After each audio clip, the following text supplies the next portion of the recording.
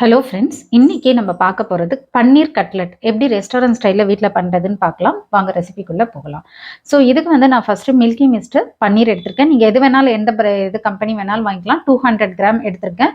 2 medium size potato boil பண்ணி எடுத்திருக்கேன்.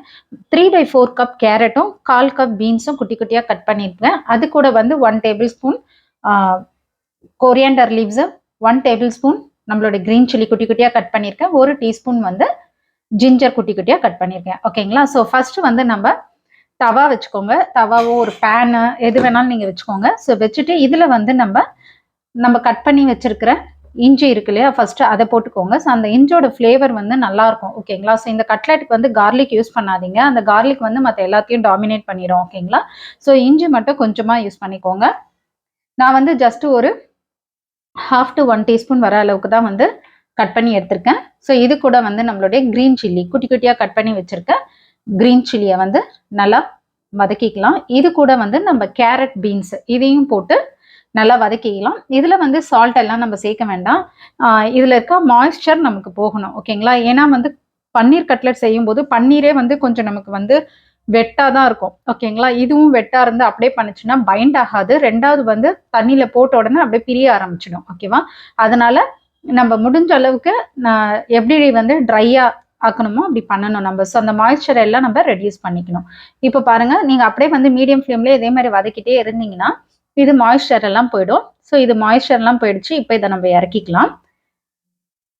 So இப்போ இது நல்லா கொஞ்ச நேரம் அப்படியே ஆறட்டும். அதுக்குள்ள நம்ம வந்து பன்னீரை சீவ் பண்ணி எடுத்துக்கலாம். ஸோ இது 200 கிராம் பன்னீர். இதை நல்லா கிரேட் பண்ணி எடுத்துக்கிறேன். கிரேட்டர் வச்சு கிரேட் பண்ணிக்கோங்க. நீங்கள் எந்த பன்னீர் வேணாலும் ஆட் பண்ணிக்கலாம். ஓகேங்களா? இப்போ நான் பன்னீரை வந்து ஃபுல்லாக கிரேட் பண்ணி எடுத்துட்டேன். ஓகேங்களா? இது கூட வந்து நம்ம பொட்டேட்டோ அதையும் கிரேட் பண்ணிக்கலாம். பாயில் பண்ணி வச்சிருக்க பொட்டேட்டோ ரொம்ப இம்பார்ட்டன்ட். ஏன்னா அதுதான் பைண்டிங் பண்ணுறதுக்கு நமக்கு யூஸ் ஆகும். ஓகேங்களா? ஸோ ரொம்ப தண்ணியில் போட்டு ஊற வச்சு பொட்டேட்டோலாம் எடுக்காதீங்க. ஓரளவுக்கு நல்லா கொஞ்சம் ஆறுனதுக்கு அப்புறம் அதை இது பண்ணி கிரேட் பண்ணி எடுத்துக்கோங்க. இப்போ இது கூட வந்து நம்ம வதக்கி வச்சிருக்கோம் இல்லையா அந்த கேரட் அந்த மிக்ஸு, ஸோ அதை போட்டுக்கலாம். வெஜிடபிள் வந்து உங்களுடைய சாய்ஸு, எது வேணுமோ ஆட் பண்ணிக்கலாம், எது வேண்டாமோ நீங்கள் விட்டுக்கலாம். ஓகேங்களா? ஸோ இது கொஞ்சம் ஒரு ஹெல்த்தியான ஸ்நாக்ஸாக இருக்கும். இது டிஃபின் பாக்ஸ் குழந்தைங்களுக்கு வச்சு அனுப்புகிற, அதாவது ஸ்நாக்ஸ் பாக்ஸ்லேயும் சரி, நம்ம வீட்டுக்கு வரும்போது ஸ்நாக்ஸ் சாப்பிட்றதுக்கும் இது குழந்தைங்களுக்கு நல்லாயிருக்கும். ஸோ இப்போ இது கூட வந்து அந்த 1/2 டீஸ்பூன் வந்து நான் சால்ட் ஆட் பண்ணிக்கிறேன். சால்ட் வந்து உங்களுடைய சாய்ஸு, உங்களுக்கு எவ்வளோ தேவைமோ அது மாதிரி நீங்கள் போட்டுக்கோங்க. ஓகேங்களா? ரொம்ப சால்ட் கம்மியாக போட்டிங்கன்னா டேஸ்ட் வராது.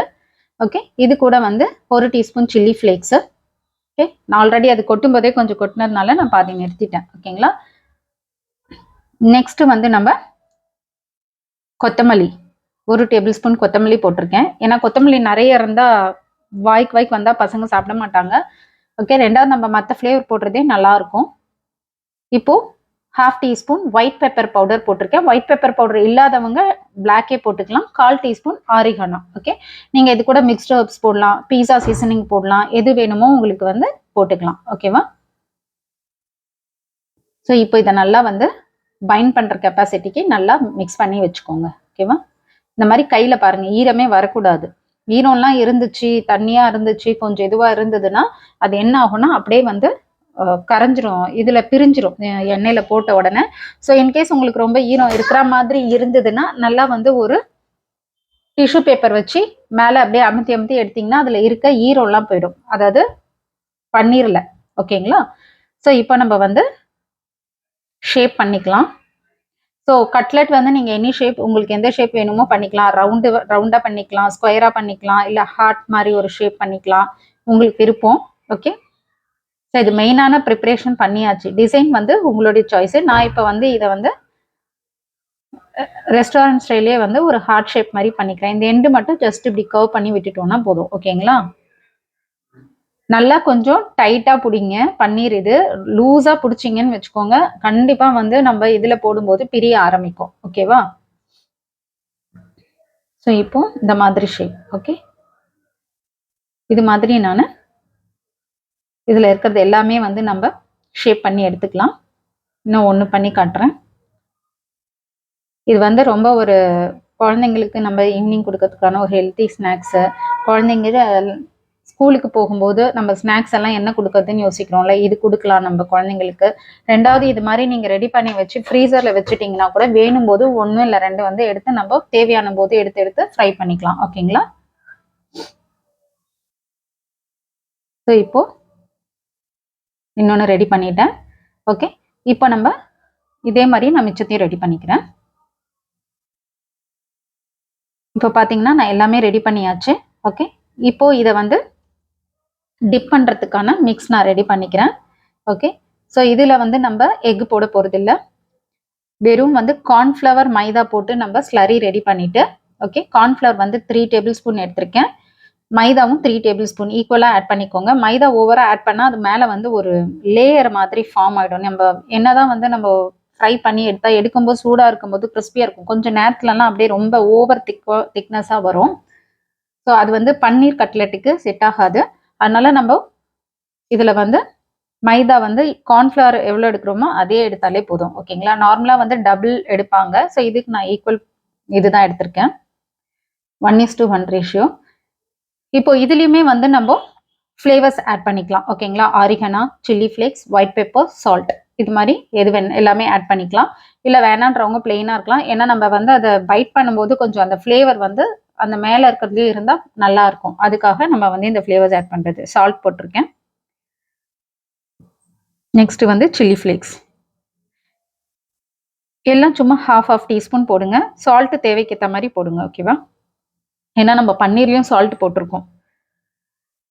நெக்ஸ்ட் வந்து ஒயிட் பெப்பர் பவுடர், ஆரிகனா. இப்போ ஆரிகனா ஆட் பண்ணிட்டேன். நெக்ஸ்ட் ஒயிட் பெப்பர் பவுடர், எவ்வளோதான். ஆரிகனா கொஞ்சமாக ஆட் பண்ணுங்க, 1/4 டீஸ்பூன் இல்லைனா 1/8 டீஸ்பூன். அது வந்து ஃப்ளேவர். ஓகேங்களா? ஸோ ரொம்ப எப்போவுமே ஃப்ளேவரான விஷயத்த கரெக்டாக போடணும். நம்ம ரொம்ப அதிகமாக போட்டுட்டோம்னா அது மற்ற இதை வந்து டாமினேட் பண்ணிடும்.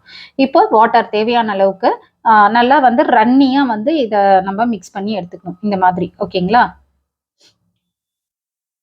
எதுக்காக ரன்னியானா, ரொம்ப திக்கா பேட்டர் ரெடி பண்ணீங்கன்னா நான் சொன்ன மாதிரி மேலே அப்படியே ஒரு திக் லேயராக வந்துடும், அப்புறம் அந்த கிரன்ச்சினஸே இருக்காது. அதனால நான் கொஞ்சம் ரன்னியாகவே இருக்கட்டும்.